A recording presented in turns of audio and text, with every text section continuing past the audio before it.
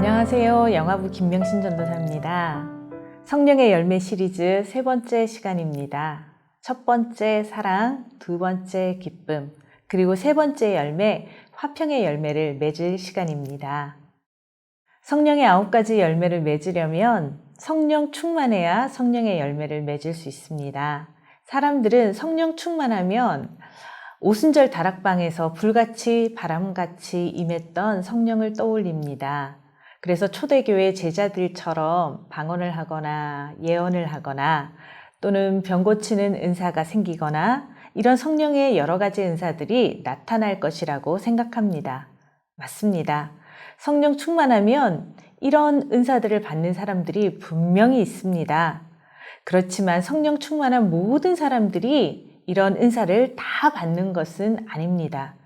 훌륭한 목사님들 중에도 존경받는 장로님들 중에도 방언을 못하는 분들도 계시고요.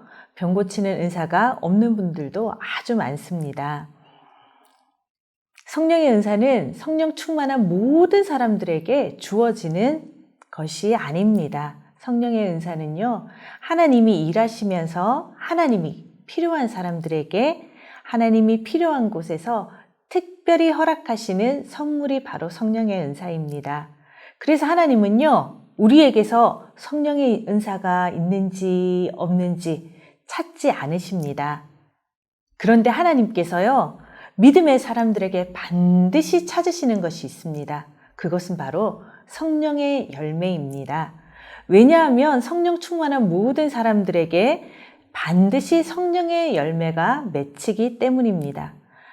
요한복음 15장 5절 말씀처럼 포도나무에 붙어있는 가지는 반드시 열매를 많이 맺는다고 말씀하셨기 때문입니다. 그래서 예수님께 붙어있는 모든 가지는 성령의 열매를 맺을 수밖에 없습니다. 그래서 하나님은요, 성령 충만의 증거로 우리의 삶에서 성령의 열매를 찾으시는 것입니다. 그리고 성령의 은사와 성령의 열매는 또 다른 차이점이 있습니다. 성령의 은사는요, 혼자서 그 은사를 나타내고 사용할 수 있습니다. 그러나 성령의 열매는 혼자 있을 때는 사용할 수 없습니다. 성령의 열매는 반드시 타인과의 관계에서 그 열매가 있는지 여부가 드러나는 것입니다. 특별히 오늘 우리가 함께 나눠볼 화평이라는 은사는요, 절대 혼자서 맺을 수 없는 열매입니다. 반드시 누군가와의 관계에서 맺히는 열매가 바로 화평입니다. 화평은 히브리어로 샬롬이라고 합니다. 또 헬라어로는 에이레네라고 하는데요. 이 단어들을 번역할 때 화평, 평화, 평안, 화목 이런 단어들로 번역하고 있습니다. 그러니까 싸움도 없고 갈등도 없고 모든 상황이 안정된 상태를 샬롬이라고 할 수 있는 것입니다. 나를 불편하게 하거나 거슬리게 하는 상황이나 사람이 없는 상태가 바로 하나님이 말씀하시는 샬롬입니다. 근데 샬롬은요, 이스라엘 사람들의 인사말이기도 합니다.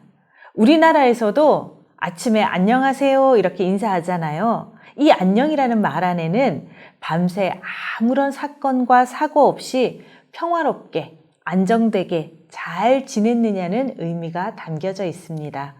역사적으로 늘 외부의 침략과 전쟁에 시달렸던 이스라엘과 우리나라는 평화가 얼마나 소중한지 알고 있었고 또 그 평화가 너무나 귀한 것을 알고 있었기 때문에 샬롬이나 안녕이라는 인사말을 쓰게 된 것 같습니다.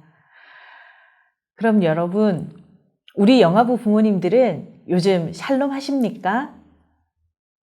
우리 영화부 부모님들에게 샬롬은 어떤 샬롬일까요? 매미처럼 엄마에게 붙어있던 아기들이 잠을 자고 집은 깨끗하게 청소가 되어 있어서 더 이상 해야 할 일이 아무것도 없는 상태에서 차 한 잔을 앞에 두고 좋아하는 음악을 들으면서 사랑하는 사람과 소소한 대화를 나누는 여유. 이런 상황을 샬롬이라고 할 수 있을 것 같은데 이런 완벽한 샬롬이 여러분 자주 옵니까? 아니죠. 정반대의 상황은 날마다 벌어집니다. 아이들의 울음소리가 귓가에서 떠나지를 않고 장난감으로 어질러진 바닥은 정신이 하나도 없고 잠시도 나를 위해서 시간을 쓸 수 없는 분주함으로 마음의 샬롬을 뺏기는 순간들은 끊임없이 우리 집에 찾아옵니다. 그럼 여러분, 배우자와의 관계에서는 샬롬 하십니까? 연애할 때는 둘만의 관계에 집중할 수 있어서 아무런 문제 없이 샬롬의 관계를 유지할 수 있었는데, 결혼 후에는 부부 사이에 정신을 쏙 빼놓는 자녀가 끼어들기도 하고, 또 양가 부모님들이 사랑으로 포장한 간섭으로 둘 사이에 끼어들기도 하면서 부부 간의 샬롬을 빼앗아 가버리기도 합니다. 이렇게 우리의 샬롬을 앗아가는 수많은 문제 상황과 사람들이 우리를 거슬리게 하고 마음의 평화를 누리지 못하게 합니다. 그런데 하나님은요, 날마다 이런 상황 가운데 있는 우리에게 화평의 열매를 맺으라고 말씀하십니다. 화평할 수 없는 상황 가운데서 화평하라니, 그러면 우리는 어디서부터 어떻게 샬롬을 찾아가야 할까요? 화평을 찾아가야 하는 첫 번째 열쇠는 하나님께 있습니다. 우리의 삶에서 진정한 샬롬의 열매를 맺으려면 먼저 하나님과 샬롬 하셔야 합니다. 우리는요, 죄 때문에 하나님과 원수된 관계로 오랫동안 살아왔습니다. 아담과 하와가 에덴 동산에서 하나님을 두려워하면서 숨었듯이 죄 가운데 살아가던 우리도 하나님을 두려워해서 숨기를 원했습니다. 그래서 하나님과 우리 사이에 계속해서 담을 쌓으면서 하나님과의 관계를 거부하고 하나님을 떠나서 살았습니다. 우리는 이렇게 하나님과 화평을 누리지 못하고 살아가야만 하는 죄인들이었습니다. 우리 스스로 샬롬을 회복할 능력조차 없었던 우리를 향해서 하나님께서 먼저 샬롬의 손을 내미셨습니다. 독생자 아들 예수 그리스도의 십자가를 통해 하나님과 우리 사이에 있던 막힌 담을 허물어 주셨습니다. 그리고 예수님의 십자가를 통해서 우리의 죄를 깨끗하게 해결해 주심으로 원수로 살아갈 수밖에 없었던 하나님과 우리 사이의 샬롬을 회복시키셨습니다. 하나님의 아들이신 예수님께서 이 땅에 오셔서 십자가를 지신 이유가 바로 하나님과 우리의 샬롬인 것입니다. 하나님과의 샬롬을 회복시키신 예수님이 이제는 우리의 삶 가운데서도 샬롬을 회복시켜 주십니다. 평안을 너희에게 끼치노니 곧 나의 평안을 너희에게 주노라. 내가 너희에게 주는 것은 세상이 주는 것과 같지 아니하니라. 너희는 마음에 근심하지도 말고 두려워하지도 말라. 요한복음 14장 27절 말씀입니다. 이 말씀을 통해서 예수님은 세상이 알 수도 없는 진짜 평안, 그 샬롬의 비밀을 우리에게만 주겠다고 약속하고 있습니다. 예수님은 거슬리는 상황과 힘들게 하는 사람들이 하나도 없는 완벽한 샬롬을 우리에게 주겠다고 약속하는 것이 아닙니다. 여러분, 폭풍우가 몰아치던 바다 한가운데 뒤집힐 것만 같던 작은 배 안에서 잠들었던 우리 예수님을 기억하십니까?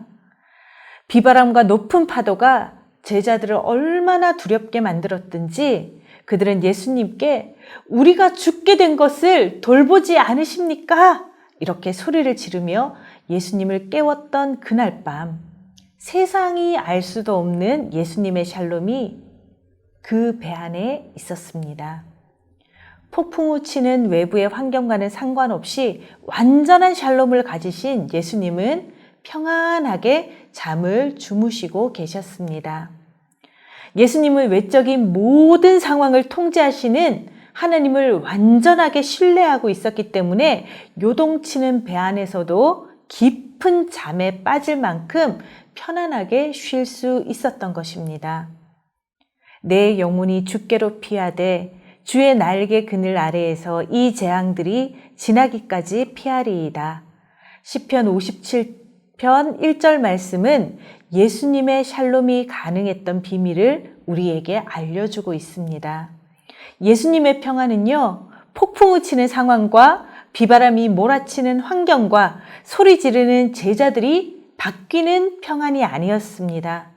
폭풍우가 몰아치고 흔들리는 배 안에서도 죽음의 공포로 소리 지르는 제자들의 두려움 앞에서도 누릴 수 있는 평안은 하나님의 날개 그늘 아래에서 안전함을 누리는 평안이었습니다.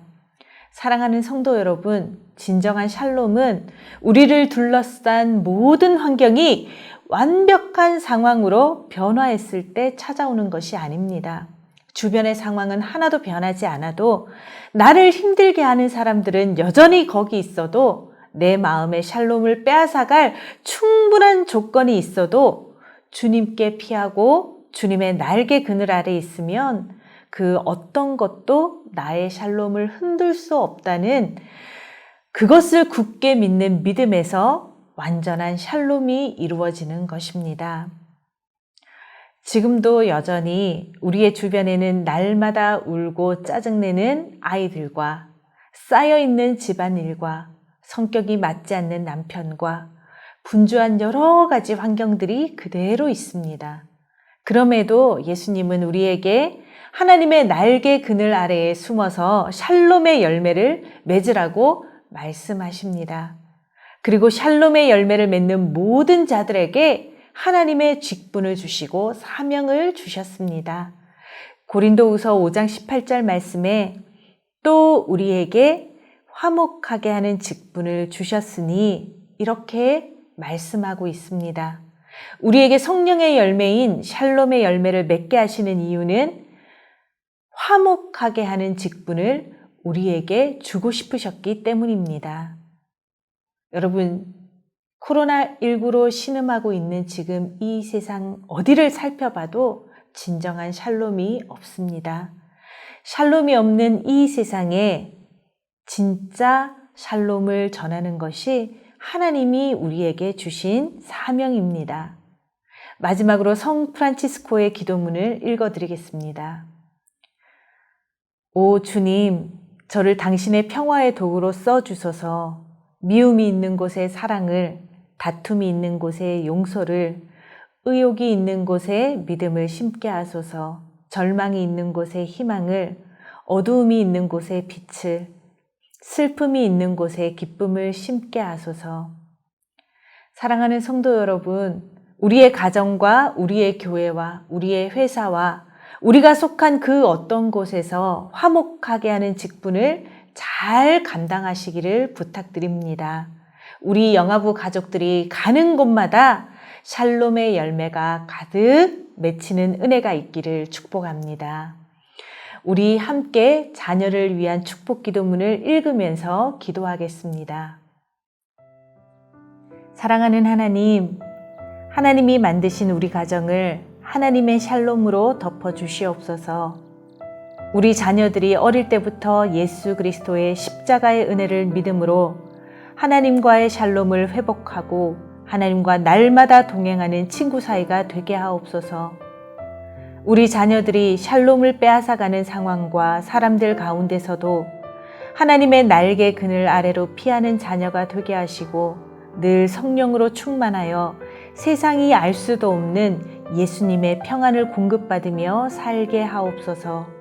우리 자녀들이 하나님이 주신 화목하게 하는 직분에 순종하여 만나는 사람들마다 속하는 공동체마다 하나님의 샬롬을 이루는 평화의 도구로 살아가게 하옵소서. 예수 그리스도의 이름으로 기도합니다. 아멘.